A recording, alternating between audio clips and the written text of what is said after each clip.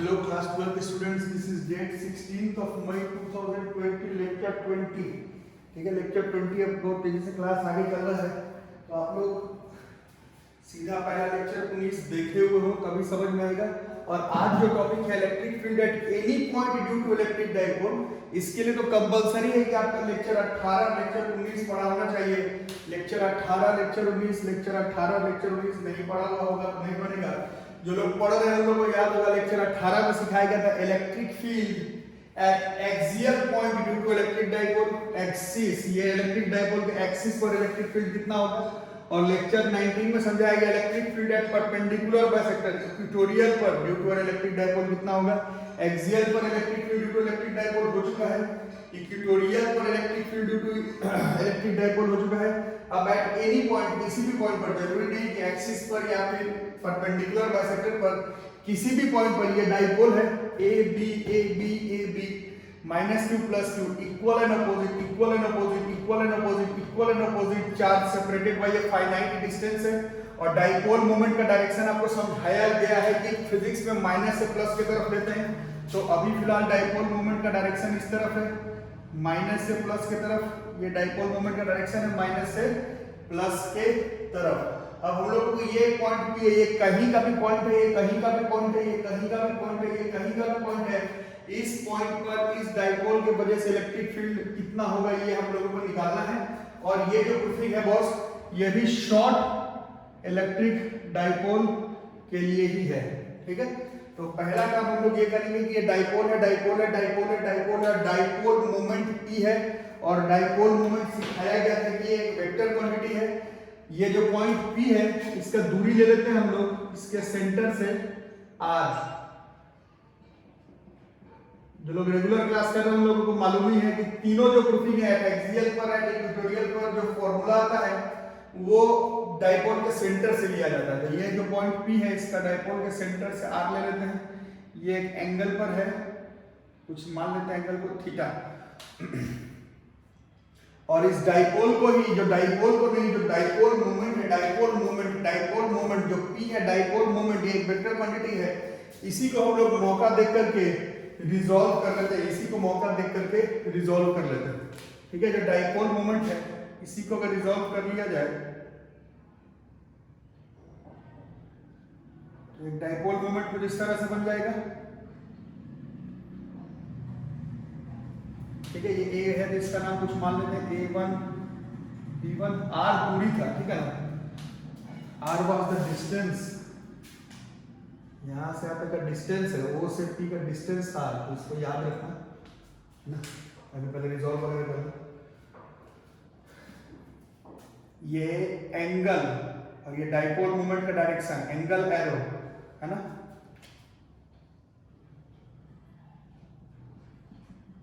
ये दूसरा dipole moment हमारा इस तरह से बन जाएगा। ये दूसरा डाइपोल मोमेंट, इसको ऐसा कुछ मान लेते हैं A2 B2। तो इसका डाइपोल मोमेंट इस तरफ माइनस से प्लस, इसका डाइपोल मोमेंट कुछ इस तरफ माइनस से प्लस। ठीक है, तो ये हो गया हमारा रिजॉल्व का काम। ठीक है, माइनस से प्लस माइनस से प्लस।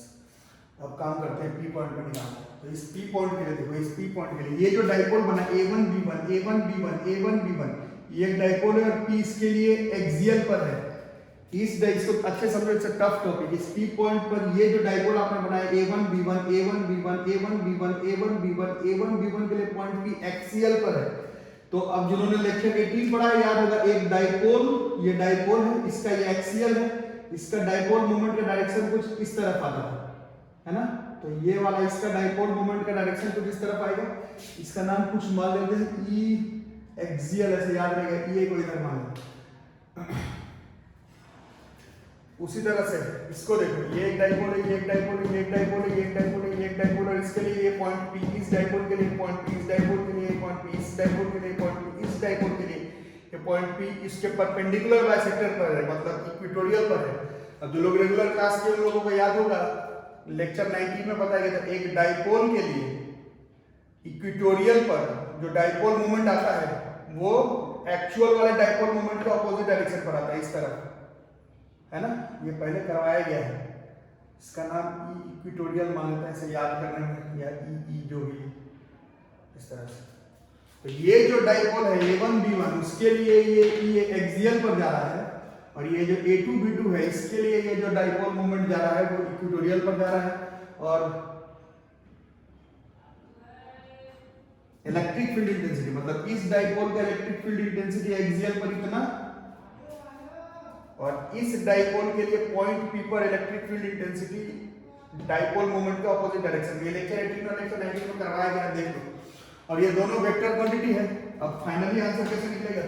फाइनल आंसर निकालने के लिए इसको भी हम लोगों को रिजॉल्व करना पड़ेगा, है ना। और इसका जिस तरफ रिजल्टेंट आ जाए, इसका जिस तरफ रिजल्टेंट आ जाए, इसका जिस तरफ रिजल्टेंट आ जाए, वही जो है वो हमारा ई नेट का वैल्यू हो जाएगा। यही ई नेट का वैल्यू जो है वो अभी हम लोगों को फाइंड आउट करना है, ठीक है। ये O से P तक का डिस्टेंस वाज R, O से P तक का डिस्टेंस वाज R। इसको अच्छे से समझो, नहीं समझ में आएगा फिर फोन करके पूछना, और समझ में आ जाए तो बेस्ट है। तो सबसे पहले EA का वैल्यू लिखते हैं। EA ये एक्सियल पर है, एक्सियल का फॉर्मूला हमने पहले डिराइव किया हुआ है। एक्सियल का formula was 2P by 4 pi epsilon naught into R cube. ये एक्सियल में प्रूव्ड अर्लियर, ये पहले प्रूफ कर चुके हैं लेक्चर 18 में, है ना।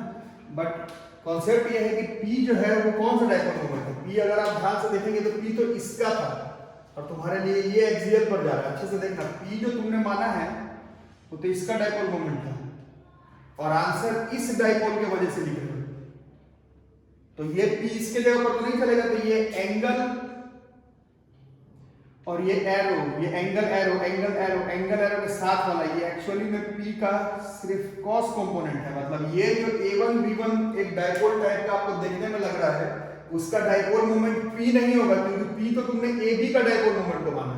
तो ये जो A1 B1 ये डाइपोल जैसा है, इसके लिए P एक्सियल पर भी है, बट जो डाइपोल मोमेंट P नहीं लिख सकते हो, क्योंकि P तो तुम A से B का डाइपोल मोमेंट लिख चुके हो। A1 B1 के लिए ये एंगल, ये एरो, ये एंगल, ये एरो, ये एंगल, ये एरो के साथ वाला, तो P cos थीटा ही है। ये जो फॉर्मूला था एक्सियल का, उसमें 2P by 4 pi epsilon naught R cube होता तो था, बट ये सिर्फ इसका cos कंपोनेंट है, तो एक्चुअली में ये इतना हो जाएगा, ठीक है। उसी तरह से E को अगर आप देखेंगे, E को electric field intensity at equatorial due to dipole, इसका फॉर्मूला ये होता था 4P by 4 pi epsilon naught into R cube. पर फिर से ध्यान से देखोगे तो ये जो डाइपोल है, ये जो डाइपोल है, ये जो डाइपोल है, ये जो डाइपोल है, ये जो डाइपोल है, इसके लिए ये पॉइंट P, इसके लिए ये पॉइंट P, इस डाइपोल के लिए पॉइंट P, इस डाइपोल के लिए पॉइंट P इक्वेटोरियल पर तो है, बट P नहीं लिख सकते हो, क्योंकि P तो इस एक्चुअल वाले डाइपोल का डाइपोल मोमेंट है। तो ये angle arrow, angle arrow, angle arrow के सामने वाला, this was not P, this was P sin theta. ये डाइपोल, ये जो नकली डाइपोल तुमने बनाया है अपने से, मतलब ये था नहीं ना, ये तो तुमने बनाया है, तो इसमें पूरा डाइपोल मोमेंट थोड़ी आ रहा है। पूरा अगर A से B का डाइपोल मोमेंट P था, तो इस पर तो सिर्फ इस P का sin थीटा ही आएगा, और इस P का sin थीटा वाले के लिए ये देख रहे हो, इस एकदम आ रहा होगा तुमने, इसके लिए ये पॉइंट इक्वेटोरियल पर है, बट इसका P नहीं है, क्योंकि P तो इसका था, इसका तो ये P sin थीटा है ना। So formula was P by 4 pi epsilon naught equatorial का, बट ये उसके साइन कंपोनेंट पर आ रहा है। इसके बाद कुछ खास बचा नहीं। ये आपस में 90 डिग्री पर है, ये आपस में 90 डिग्री पर है, ये आपस में 90 डिग्री पर है, ये आपस में 90 डिग्री पर है। तो इसका resultant is under root EA का स्क्वायर प्लस EP, EE जो भी लिखो स्क्वायर। इसको जब सॉल्व करोगे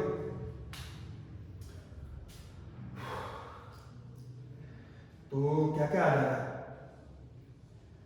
ये हो जाएगा 4P square cos square theta, है ना, plus P square sin square theta.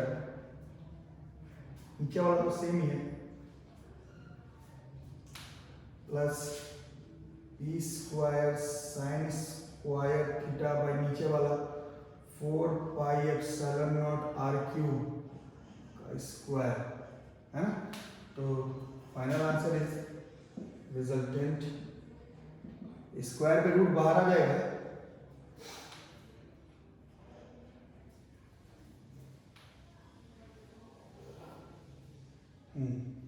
so this is 1 by 4 pi epsilon naught r cube, p square को कॉमन लेंगे तो वो भी बाहर आ जाएगा, तो अंदर बच जाएगा 4 times of cos square theta plus sine square theta. अच्छे से देख लेना, नहीं समझ में आएगा तो बोलना, मैं देख लूँ मेरे व्यू में आ भी रहा है कि आ रहा है। 4 times of cos square theta plus sine square theta, थोड़ा सा और मेहनत करेंगे, this is 1 by 4 pi epsilon naught R cube into p। इसको देखो 4 cos स्क्वायर थीटा यहाँ पर साइड में अगर कर दें, इसको हम लोग 3 cos square theta plus cos square theta लिख सकते हैं, 4 cos स्क्वायर थीटा को, साथ में एक और sin स्क्वायर थीटा। तो इस cos square theta plus sin square theta की जगह पर अगर 1 लिख लें तो रूट के अंदर बच जा रहा है 3 cos स्क्वायर थीटा प्लस 1, यही नेट रिजल्टेंट है। This is electric field intensity at any point due to electric dipole, at any point due to electric dipole. This is electric field intensity at any point due to electric dipole. Electric field intensity at any point due to electric dipole. Electric field intensity at any point due to electric dipole. इसको आप सही है कि गलत आएगा, इसको आप make sure करने के लिए थीटा की वैल्यू 0 कर देते हैं, डायग्राम में थीटा को 0 कर देते तो सीधा एक्सियल हो जाएगा, है ना। तो ये सीधा इसी फॉर्मूला में डालते तो वो सीधा ई एक्सियल ही आ जाता। यहाँ पर थीटा इज 0, cos 0 इज 1, 3 + 1 4 का रूट 2, तो ये हो जाएगा 2p by 4 pi epsilon naught into r cube. यही प्रूफ किया पहले हमने, ये एक्सियल का हो गया, है ना। और इफ थीटा बराबर 90 डिग्री अगर पुट करें जो कि परपेंडिकुलर बाइसेक्टर पर था, cos 90 इज 0, सो ये ई इक्वेटोरियल जो है वो p by 4 pi epsilon naught into r cube, equatorial E axial, और ये एट एनी पॉइंट। तो this is electric field intensity, इसको आप लोगों को याद करना है। इलेक्ट्रिक फील्ड इंटेंसिटी पहले आपको डाइपोल जानना है, फिर डाइपोल मोमेंट जानना है, उसके बाद फिर जानना है कि electric field intensity due to dipole axial point पर कितना होगा, शॉर्ट डाइपोल, फिर इक्वेटोरियल पर कितना होगा, और ये एट एनी पॉइंट, किसी भी पॉइंट पर electric field intensity due to an electric dipole. इस तरफ रिजल्टेंट आएगा, इस तरफ रिजल्टेंट आएगा, ये इसका रिजल्टेंट हो जाएगा। अब ये एरो मार्क का खेल है, इसको आप लोग प्रैक्टिस करेंगे तो याद हो जाएगा, और याद नहीं करके मैं तो बोल रहा हूँ समझने का ट्राई करो। At any point due to short electric dipole, तो एक्सियल का भी याद करना है, इक्वेटोरियल का भी याद करना है, एट एनी पॉइंट का भी याद करना है। जो लोग out and out JEE Mains advance NEET के लिए तैयारी कर रहे हैं, सीधा एट एनी पॉइंट का याद रखते हो तो किसी भी पॉइंट का जो है वो निकाल सकते हो, नहीं तो अलग से फिर एक्सियल का, इक्वेटोरियल का, एट एनी पॉइंट भी याद कर सकते हो। ये एट एनी पॉइंट वाला याद रहता है तो थीटा 0 पुट करके एक्सियल का निकल जाएगा, थीटा 90 पुट करके इक्वेटोरियल में निकल जाएगा। So very very important topic, electric field intensity at any point due to a short electric dipole. ये स्कूल एग्जाम वगैरह पर भी पूछ लिया जाता है, सो वेरी इंपॉर्टेंट टॉपिक, ठीक है, इसको नोट कर लो।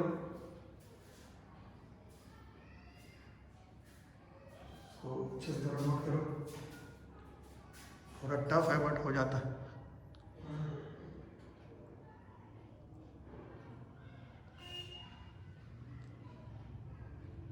स्क्रीनशॉट लेकर के करने पर नहीं होगा, साथ साथ मेरे साथ करना पड़ेगा, नहीं बने तो फोन करके पूछो कैसे हुआ नहीं हुआ, तो फिर आपको बताया जाएगा।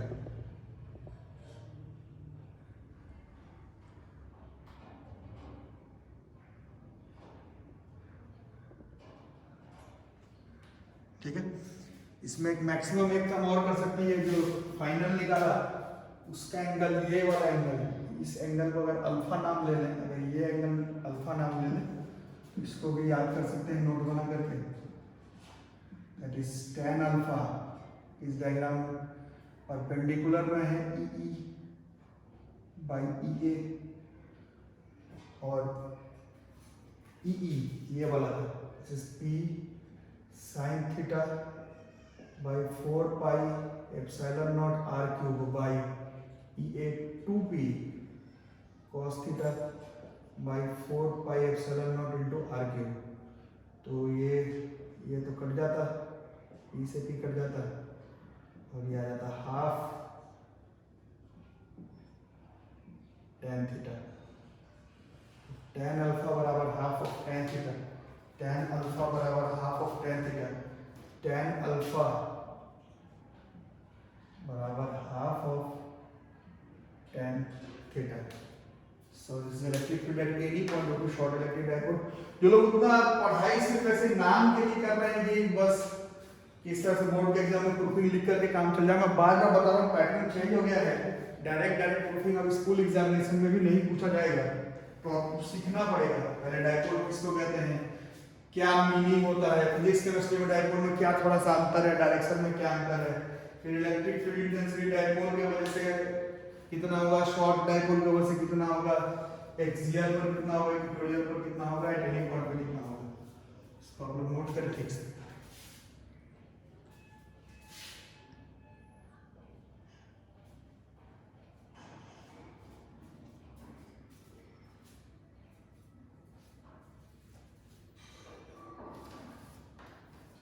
ठीक है, तो यहीं तक रहेगा। तो मेक श्योर करें कि सारा टॉपिक लिख ले अच्छे से। ठीक है, चलो मिस कर गए एक बार और मैं लिख दे रहा हूँ, और कुछ लोग ने फीड का पेमेंट किया, बाकी लोगों ने नहीं किया, तो ट्राई करें इस नंबर पर 8083562235 इस नंबर पर गूगल पे या फिर फोन पे करने का ट्राई करें बच्चों, है ना। ₹1000 आपका जो पहले मंथ का फी है, ऑनलाइन ट्रांजेक्शन करना है, और फी पेमेंट होने के बाद इसी नंबर पर स्क्रीनशॉट लेकर के व्हाट्सएप कर देना है। तो ट्राई करेंगे ऑनलाइन पेमेंट कर देने का, ठीक है, जल्दी से जल्दी करोगे तो ठीक रहेगा। ठीक है, थैंक यू।